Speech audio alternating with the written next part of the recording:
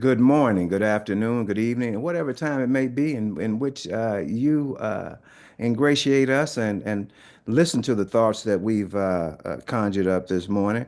I want to thank you as I'm Larry Fields of the Level Set, and I'm joined this morning by the Mike Jones and the Dr. Charles Alexander.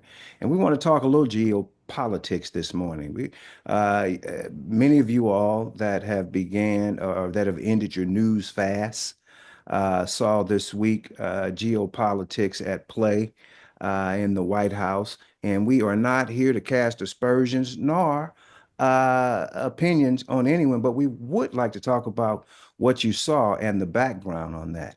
And I am experiencing a embarrassment of riches this morning because we have two individuals here that are steeped in backgrounds of such. So, with no further delay, Mike Jones, if you could give us some background information and talk about, as we begin this discussion and framework on geopolitics in our community as well. You pointed out something very, very cogent this morning. On this show, we specifically talk about solutions, and we typically have a Jim Brown's approach, meaning everybody in the stadium knows I'm about to get the ball, and I don't care who's on the other side. Well, this time, but every now and then, you need to study film, and you need to study the individuals that are composing on the other side. So we're going to do a combination of that today. So, Mike Jones, please, if you would. Yeah, Larry, what this week got me to thinking about as we were coming together this morning is our focus is normally we talk to us about us. Matter of fact, I think the strength of what we do on level set is we're not particularly concerned with the reactions of white America. And but sometimes you need to deal with that because the the basis of what we do is what ought to be our perspective on all of this. And we have tendency to focus on domestic stuff because this is so intimate and pressing all the time. But we live in the larger world too. And so how should we see us, America, and that larger world? And so if you looked at the news, you would think that uh, the stuff in Ukraine or the Russian invasion, all is some independent action of something that just uh, happened yesterday and they're dealing with it today. Uh, and I don't think we understand America's place in history, well, more importantly, Western history. I think European countries, Western European countries, have been have benefited from 400 years of imperialism, colonization, resource extraction from the rest of the world. The British was the flagship for that Western hegemony uh, throughout the last 400 years. The United States is the back end of that. That between two world wars, Europe was decimated and could no longer impose a white Western uh, regime or order. I won't even call it regime, world order on the rest of the world.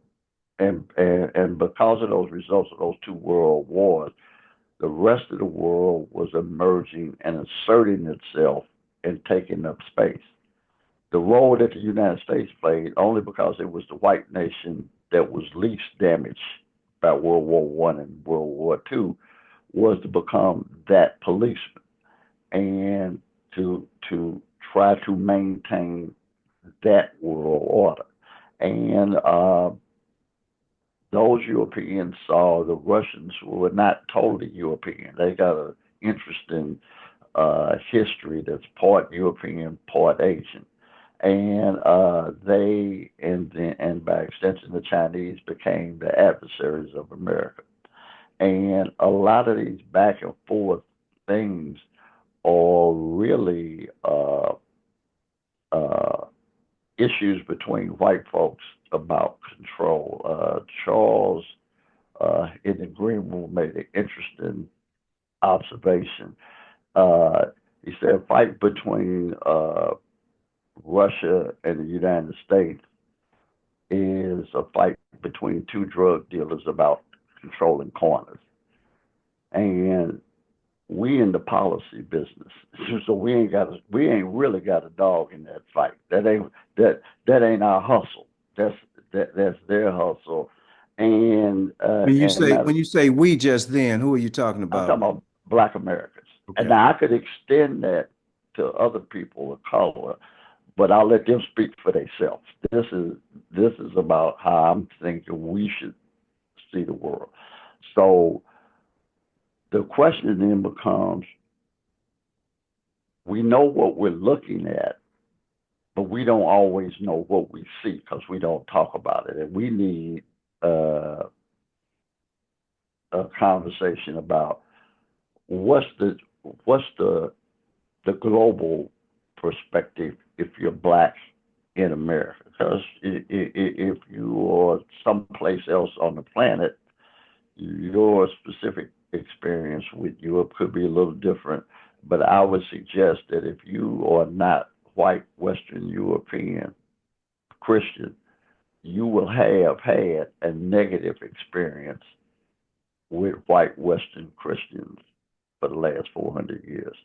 And we just don't talk about that enough. And we need to put that context with this other stuff that we do domestically, simply because the world is interconnected now more than it's ever been. The world's always been interconnected, but it is truly interconnected now.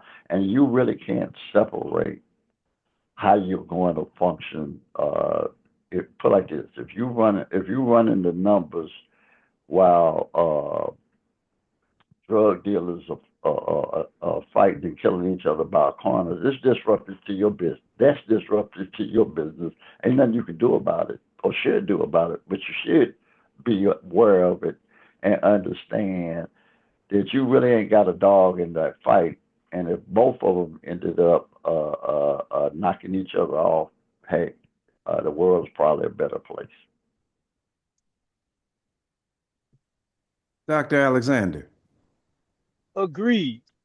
I mean, to borrow from a couple of different movies, that's the Don and Brazini fight.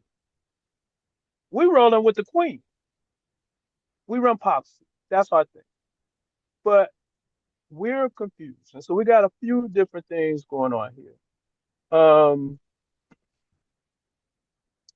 Last week, we referenced Nellie Fuller. And, if you don't understand white supremacy, everything else will simply confuse you. Yesterday was Bobby Wright's birthday. And so we got to deal with, um, the psychopathic personality, which is essentially white supremacy, right? And so that's what we're seeing. Um, and and relative to both, and somebody's probably trying to figure out, well, why are we talking about these two white folks or these two white groups, and you talking about white supremacy? Is because we got a third issue, and that is psychological misorientation. And so then that comes from the world of I forget Brother Baldwin's Joseph Baldwin, Brother Kobe Campbell. And that's just simply that our point of reference is is off. It's not African centered. Our point of reference is Eurocentric, and more specifically, uh, is ethnocentric in that regard because it's necessarily from an American point of view, a United States point of view. And I'm going so, to in need short, you to say that again and yeah, slow it. And I need Wait a minute, in English for those of us for sitting in the those in the back. back, and also Also, the want you to give us a little background on the brothers whose birthday we celebrated yesterday. So Bobby Wright uh, is a clinical psychologist. Um, he's born in Alabama, part of the migration. He came to Chicago, obtained his degree in psychology from the University of Chicago, and he's credited with a couple of actually three very important things, many things, but really three important things uh, that that are always pertinent. Um, uh, I think we talked we so last week when we were talking about um, when we were talking about Dr. Williams, then we were talking about A.B. Psi.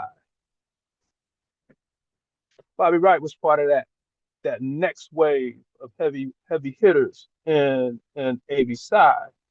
And his thing was, and this really builds on Dr. Williams. Dr. Williams, in his plans, it was about the development of Black psychologists to address the needs of Black people. And then Dr. Wright was that next wave saying, go get it and bring it back. Like literally hitting hard on that point. And he meant everything. Um, Neuropsych, biofeedback, whatever it is that was trending. His thing was go learn it and see if it's applicable and can be useful for Black folks. Go get it and bring it back. So, um, two of my most important mentors are known to be, since I've been in Chicago, they have been associated with being mentees of Bobby Wright. And that is Dr. Samila Abdul. So Bobby Wright was a past president of ABSI, and my mentor, Dr. Samila Abdullah, was a past president of ABSI. And then also um, R. Olamenji O'Connor, who Bobby Wright, I think he found it. He found Olamenji when Olamenji was still in school, and really kind of pointed him in the right direction in terms of how to navigate, negotiate mental health, because that's kind of what we needed. And so he worked at the Bobby Wright Clinic in Garfield Park, and which actually is another huge accomplishment by Bobby Wright, and that is really getting Black folks or encouraging Black folks to double down in terms of community mental health. And that again is our responsibility to take care of us. And so that's what we get from Bobby Wright. And then relative to this conversation, again, is to understand um, because we are, we're subjects, of this dictatorship. That has been the nature of our relationship to this place that has become known as the United States of America. And, coming here first, at best, coming here as, um, you know, at best, coming here as an indentured servant. But we know the overwhelming number of folks that were brought here, whether they came with the Spaniards, if you came with the Spaniards and it was just a couple of you got to be an explorer. You're a navigator and explorer. But they brought the first captives here. The Spaniards did, and that was in the 1500s. And then if you came here, um, you know, with the English, then you was a slave. And then folks can go back and forth about that indentured servitude, but that ship that got stolen by the white pirates and brought to Jamestown knew they was stealing a slave ship. They was still they was stealing a ship from probably either the Portuguese or the Spaniards that was headed for the Caribbean. But That's been the nature of our relationship. And we still have a master slave relationship in this piece. And so, just as Malcolm would say, what's the matter, boss? We sick. We still think that way because of what Joseph Baldwin or Kobe Cambone would refer to as psychological misorientation. Our the way our worldview now is a hybrid. Things that we can clearly identify as cultural, we certainly claim as Black. But the way we see the United States and the way we see the rest of the world is through, you know, white folks in the United States. And so in this particular issue, um, when we're looking at what's going on between Russia and the Ukraine, we're misreading the tea leaves because we're seeing in the Ukraine what we think is us, and that's only because in our mind the Ukraine is getting stumped by an imperial force, a colonial power, or what have you.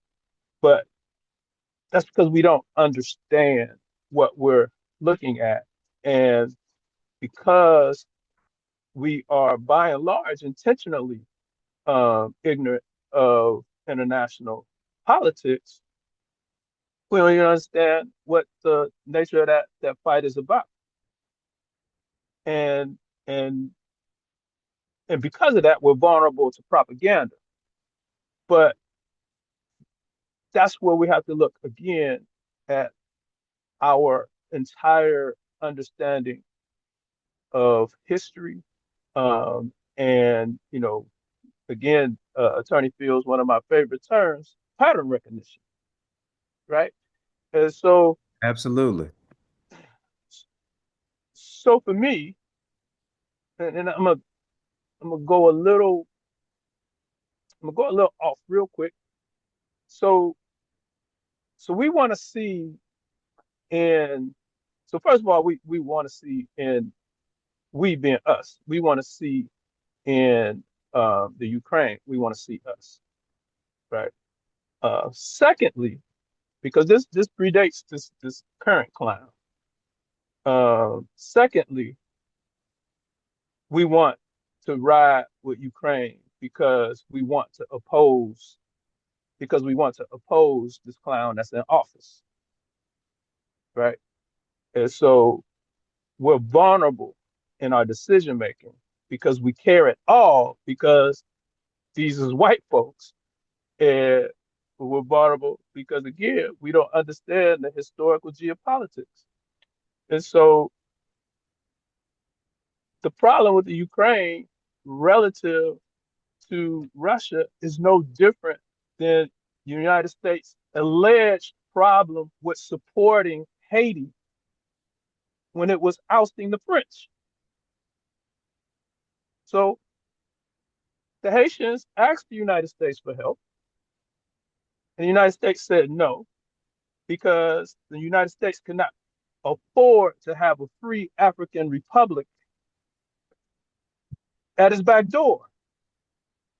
That's why the United States didn't help Haiti. The United States tried to kill Fidel Castro because it allegedly couldn't afford to have, well, not alleged, but, well, let's go with alleged.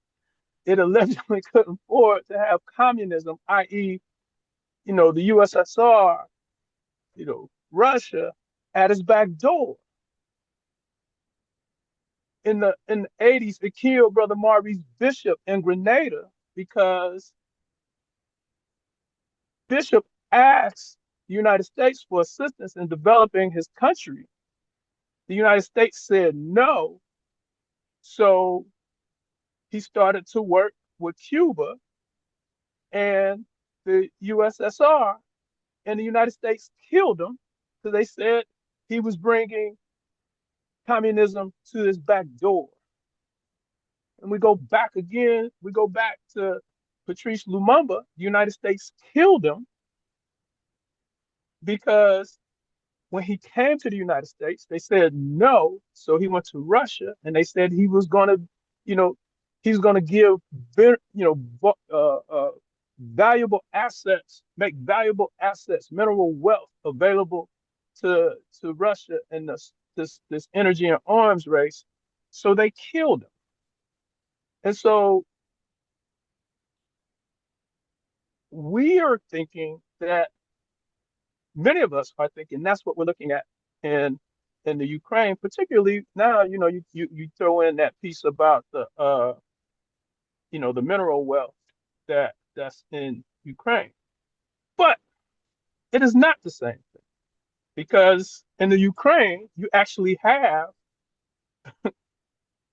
Russia is right to think that Ukraine is a threat in the same way that the United States alleged that Cuba and Haiti and the Congo and Grenada were a threat. Because in reality, what is going on with the Ukraine is that the United States are trying to get them to be a part of NATO. Why is that important? The North Atlantic, or what is that? The North Trade Atlantic organ, Treaty treaty. organization. Yeah. treaty organizations exist to combat Russia. I mean, it started to deal with the expansion of the USSR. Well, Russia is really what's left of the USSR.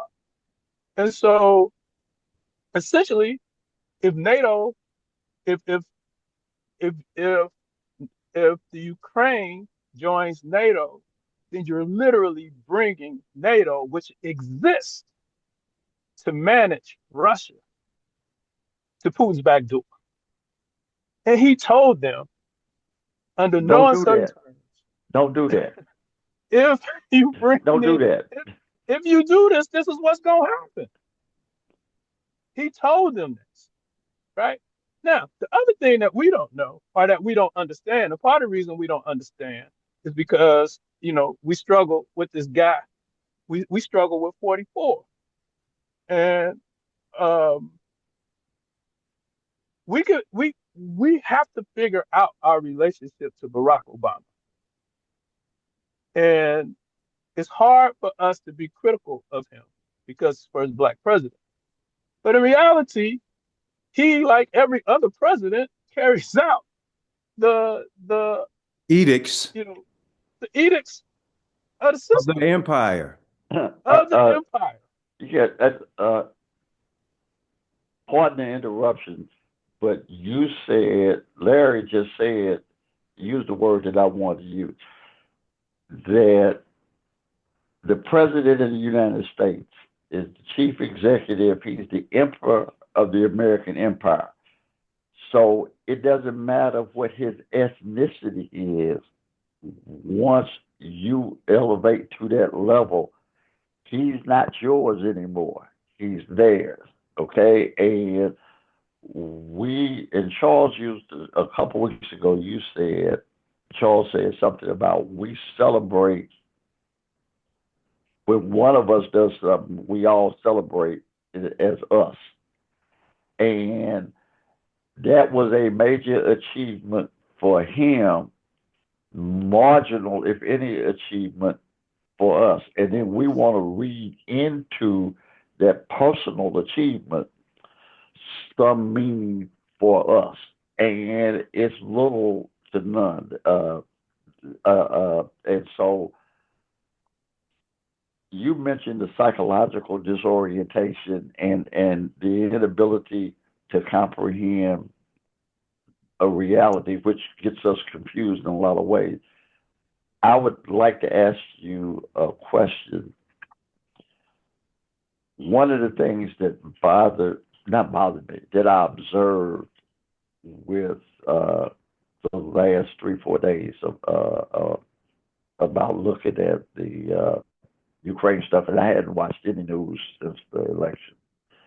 But how many, to me, any rational person looking at Trump can see a guy that's mentally deranged lacking any moral capacity. I mean, he pretty messed up dude. I mean, by any rational standards, whether you were white supremacist or a black revolutionary, you would say he's pretty fucked up. Okay, and if I was a white supremacist, I wouldn't want him running my business.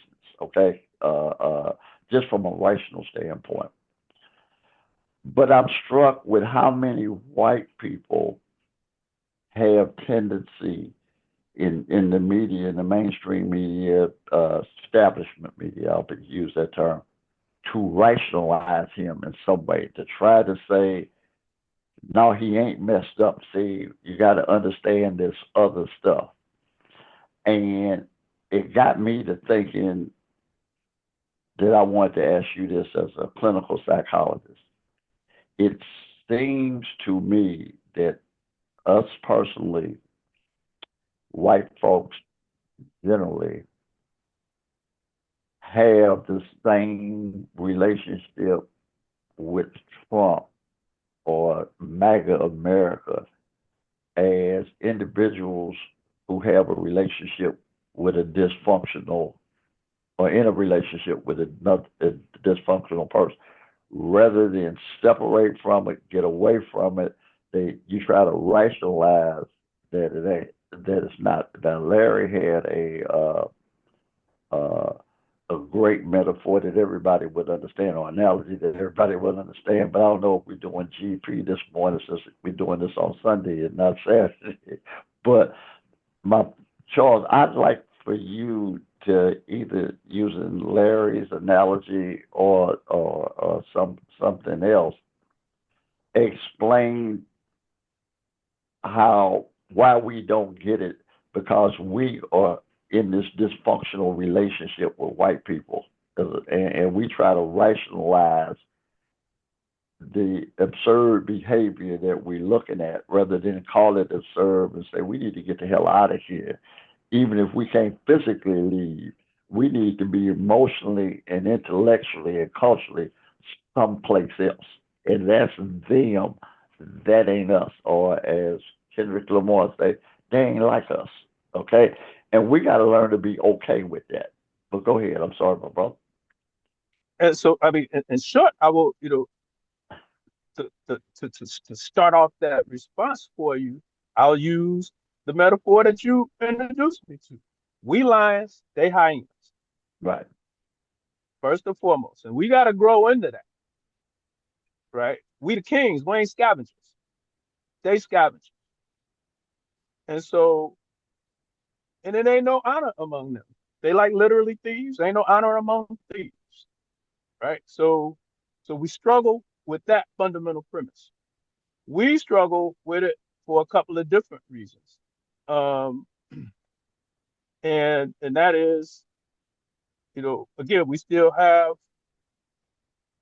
the vestiges of 400 years of chattel slavery. And so we still, as Malcolm would say, you know, what's the matter, boss? We still sick. And so you call that you can call that Stockholm syndrome. You can call that identification with the aggressor. Um, um, it's the trauma response, trauma bonding.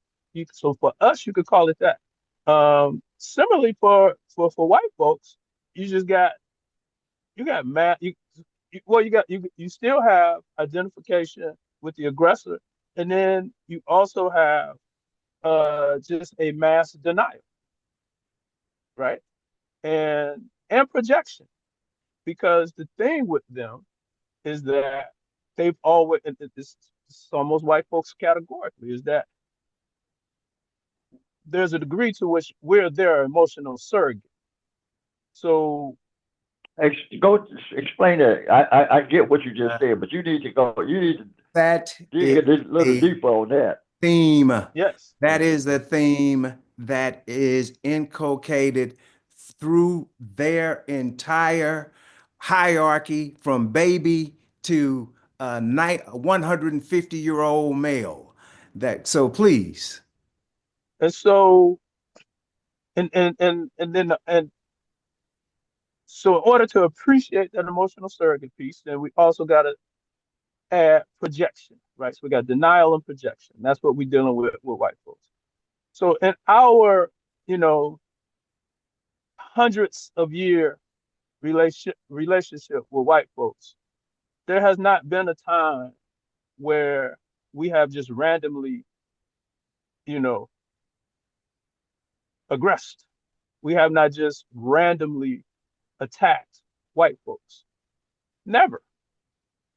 Not here, not on the continent, not nowhere. We just ain't never randomly done that.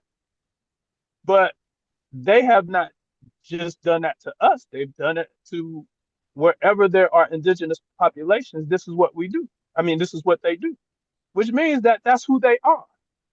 And if we kind of borrow from, again, we go to Sheikh Anta Diop and like kind of real quickly, Larry Attorney Fields always we always know that we're always every month, every Saturday, every Sunday, whenever it is that we're talking, is Black History Month. And so our points of reference are typically going to be from our sage scholars That's in correct. politics and whoever it was that brought value to our And community. you know what's amazing, Um, that we've never had to make that declaration formally, but that's who it is. I mean, that's we you just know, do it. we've We never had Yeah, to make that a that's formal that's just declaration. what we do. That's it. Yes. Yeah. And But so uh and one of the major theses of Dr. Diop is the two cradle theory. We coming from the southern cradle, which is Africa, the origins of man. We are a collective and a cooperative people. Um, and there's a degree to which you could say we are a collective and cooperative people and a welcoming people.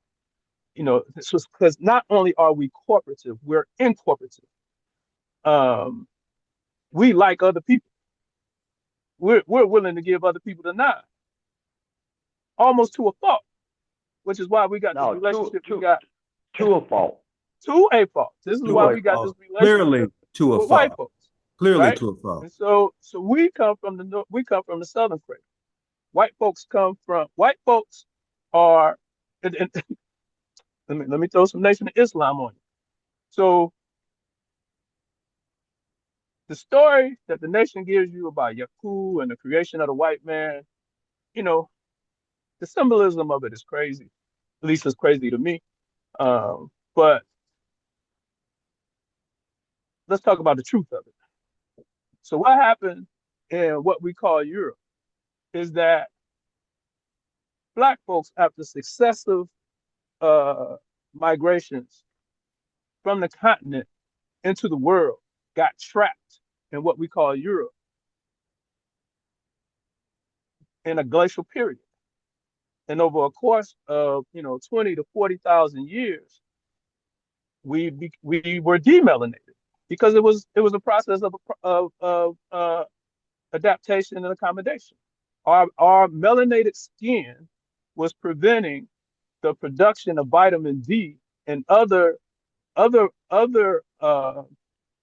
vitamins, internally derived vitamins and trace minerals, um, because of the lack of sunlight. So over that time, we lost our melanin.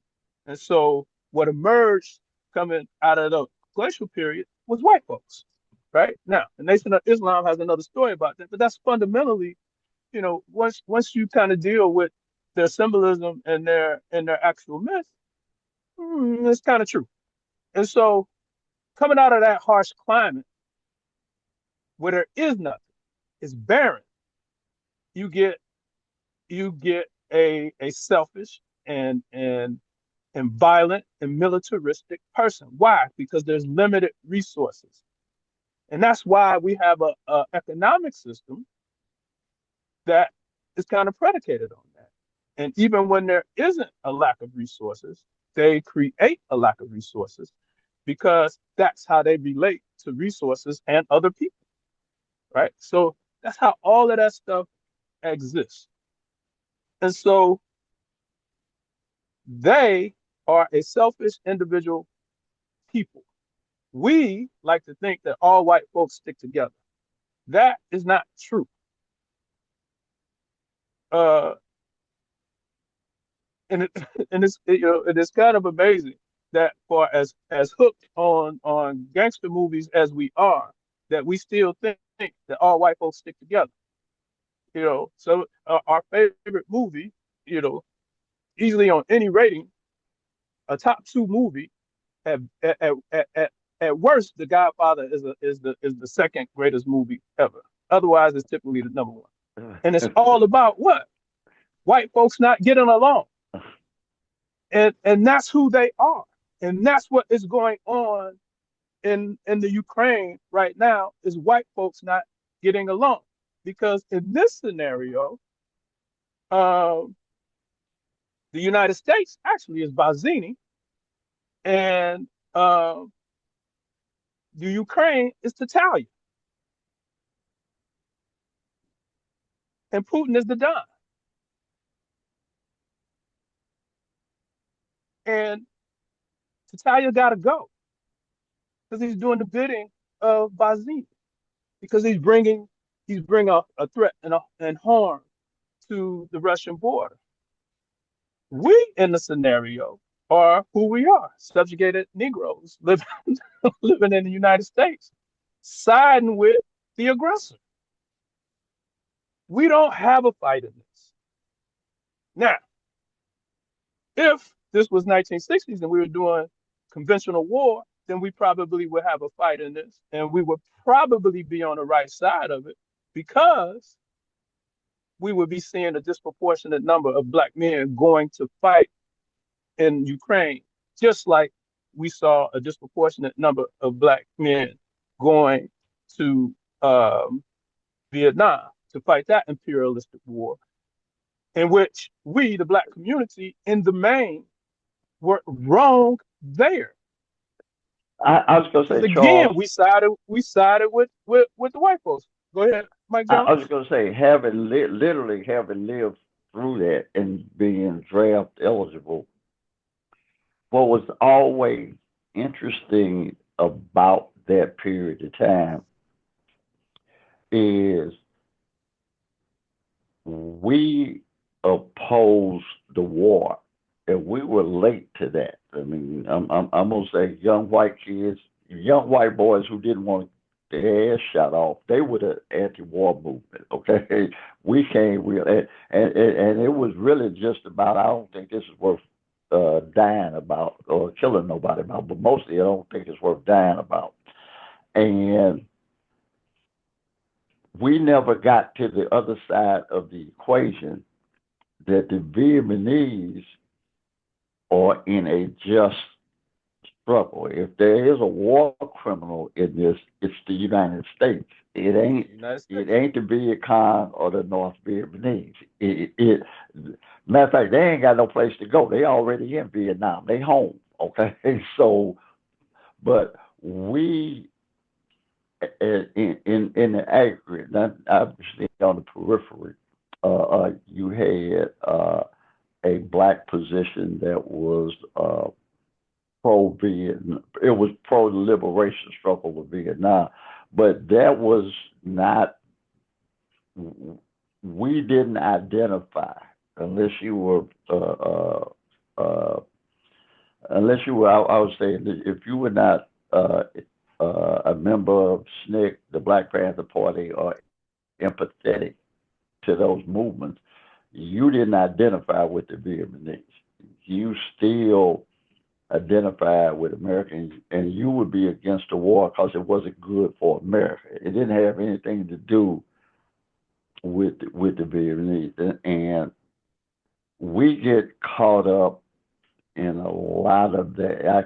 I have seen over my lifetime our inability to, at the international level, psychologically, intellectually separate ourselves from America. We can kind of do it at the domestic level, okay? In America, we and we don't really separate. We just want to be included and treated better. We want the the people assaulting us not to assault us and recognize our humanity, and we keep trying to prove that we're worthy of being admitted. And part of the way we do that is we never question them when it comes to international stuff. And about the only time we ever got did it at any level is about South Africa. And and what we do instead is, we dissociate and we self-medicate and we engage in some kind of uh um escapist, you know, behavior otherwise, religiosity. So we got so like so so it's kind of within the context of this whole thing that you even got to look at our culture, right? And so there are things that we are because that's who we are that have also gotten distorted because of this relationship that we have with the aggressor. And so But doesn't things that that are really but doesn't that happen in any dysfunctional relationship absolute. And so where that goes there's a to your where question. there's an Yes, abusee and an abuser? And the absolutely. abusee thinks that their humanity at some point will not trigger the abuser to be so darn harsh. And that never is the case. If I would have Like just we had literally, more, if I just would have put more chocolate chips in the cookie, he wouldn't have beat me. he wouldn't do it. It's my Yes, fault. yes. And um and again, we have to. It's a complex look, but it's a look we got to take, right? And that is a part of the reason. Also, in addition to just his greed, the other reason why we can't be resourced is because then we are literally free. He can't afford that. I was reading something on Frederick Douglass, and I don't know if this was one of his quotes that I just never came across, or if this was one of his uh, recent biographers, um, who was kind of trying to encapsulate the moment. He said the slave who read first and wrote first ran first. Hmm. And so, Wait a minute, or as George Clinton so eloquently put it, free your mind and your ass will follow. That's for sure. absolutely. That's for sure. And so, and that's really, and that's the other main threat that we got to look at. And I kind of know I'm jumping around, but all of these things they hit when they hit. That's one of the main things that we got to look at in terms of this current destruction of uh, the administrative state. Now, again, we still looking at white folks fighting white folks. So there's a degree to which this ain't our fight either. We need to let them tear this thing down. We just got to have a plan. Say that again. I want you But to say that one more time. Okay, seriously. this is the same thing. This is white folks fighting white folks. We should let the administrative state fall and collapse. I mean, it ain't even like we gotta let it. But what I mean, let it is we can't get over consumed in it because it ain't our fight. We gotta know how we gonna respond. And it's not some That's ceremonial 2 day abstention from spending money so you can go on the third day and triple what you would have spent what you would have otherwise. spent. You either did it the day before or the day Or after, the day after. right? We have got to have a plan. But I want to go back just a minute and look at the patterns. We are failing to see the patterns. Right. Number one, America is in the empire is in the business of colonialism, and it's never stopped. Our communities are colonialized. What is our biggest export throughout our community? Our labor. They Our labor. continue to take our labor every day. and exploited. Why was the Congo and why are they still fighting? They want the minerals of the Congo. And who do we bring in? We bring in the IMF so we can indebt you. We bring in US aid so we can destabilize your government.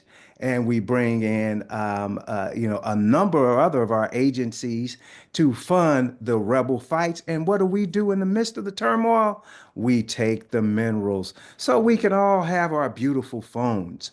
What is going on now? What was this big brouhaha about in the Oval Office?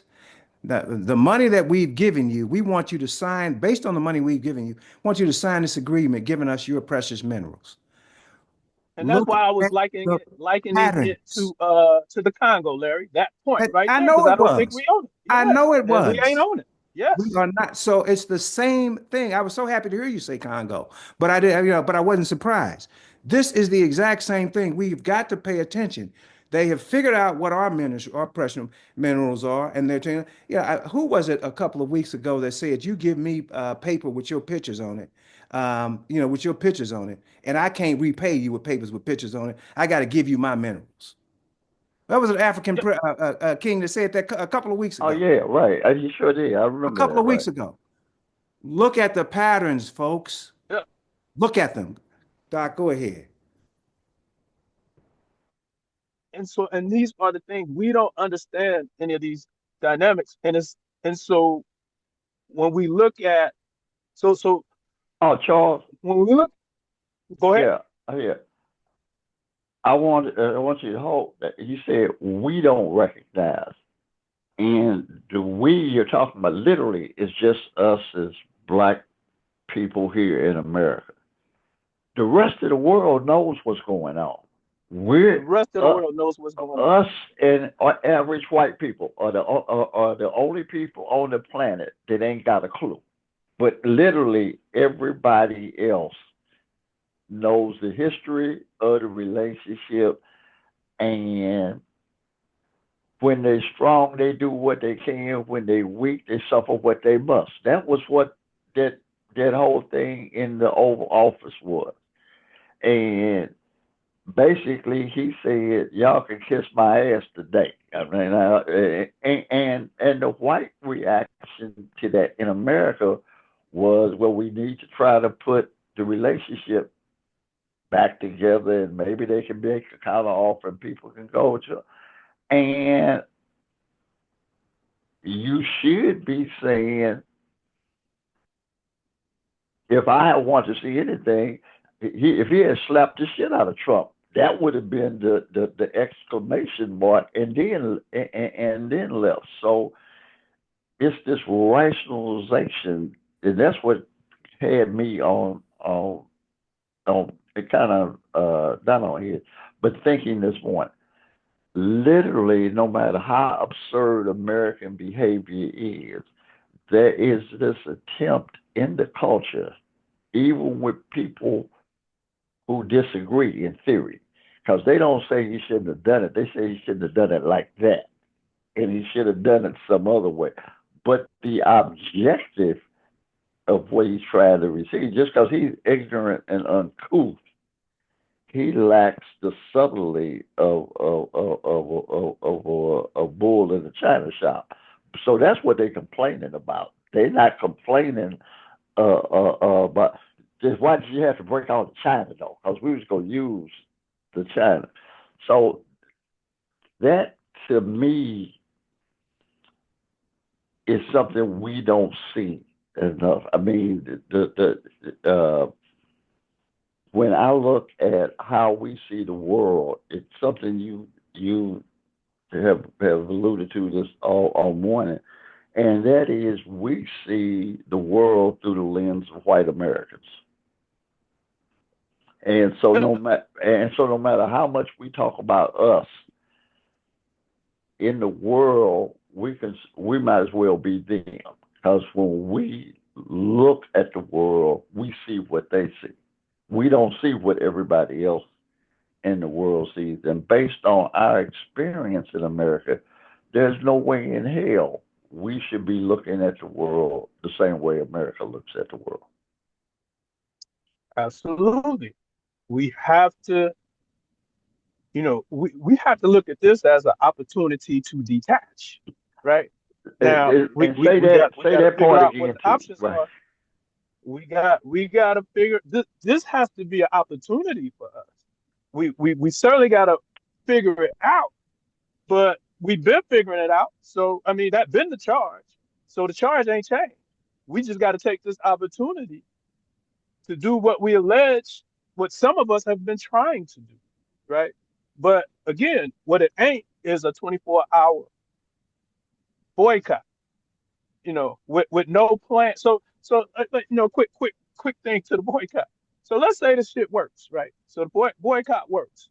What we gonna do with a whole bunch of displaced black retail workers, right?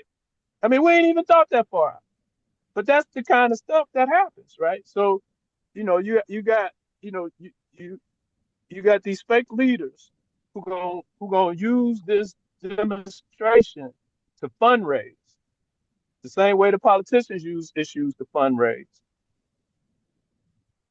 The vulnerable people gonna get fired because Walmart was gonna close stores anyway. Walgreens was gonna close stores anyway. Target was gonna close stores anyway because they ain't making no money anyway, having nothing to do with the DEI thing. So, and our black uh, business people, meaning our black businesses who have products on those shelves. Now we got Negroes talking about, well, we could just buy from them direct. Well, nigga, if you was doing that, they wouldn't be on the shelves. You you That's why they own the shelves, because you wasn't doing that. And you ain't got no way to replace that for them.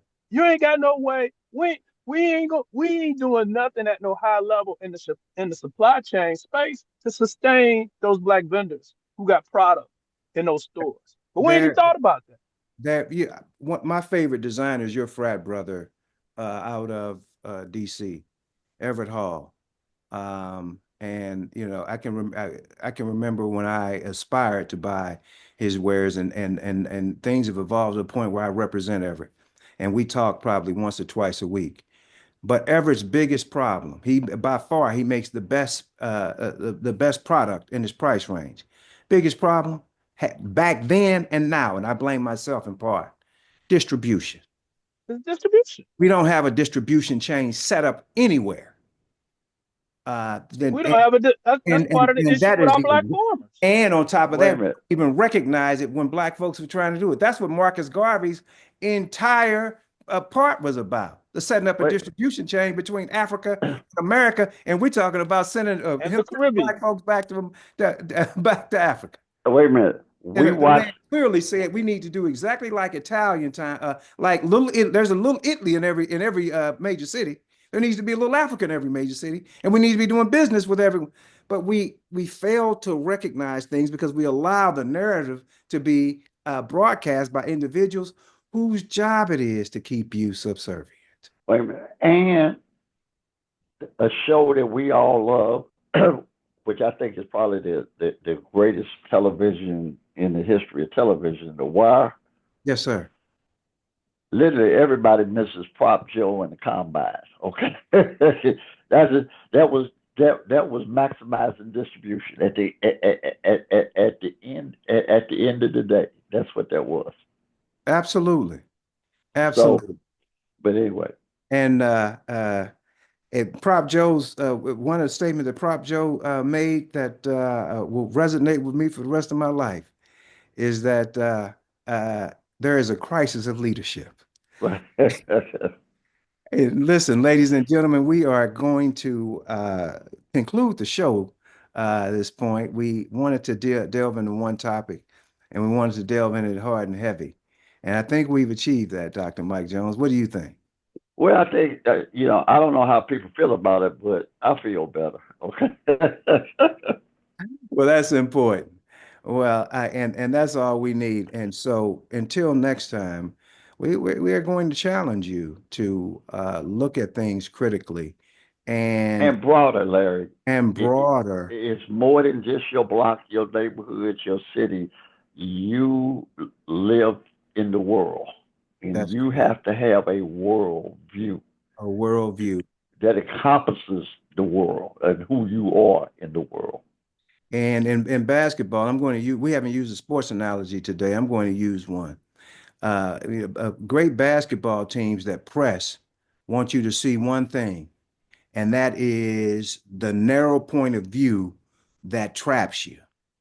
But individuals that can see the whole court are very, very difficult to trap. And what a good coach teaches, you don't go away from, in soccer, you go away from pressure. In basketball, you come to the pressure And because attack one side. yeah, and because what any coach will tell you, if two of them are on you, somebody's open because it ain't but five of them. So if two of them are here, somebody's open.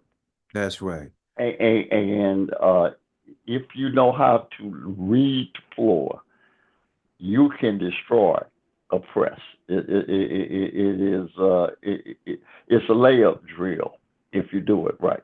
And McCain made that very, very clear against my old Georgetown Hoyas. Well, listen, we want to thank you all for tuning in. And if you were watching this on YouTube, we'd like for you to hit the like and subscribe button. Until next time, we're signing off. Thank you.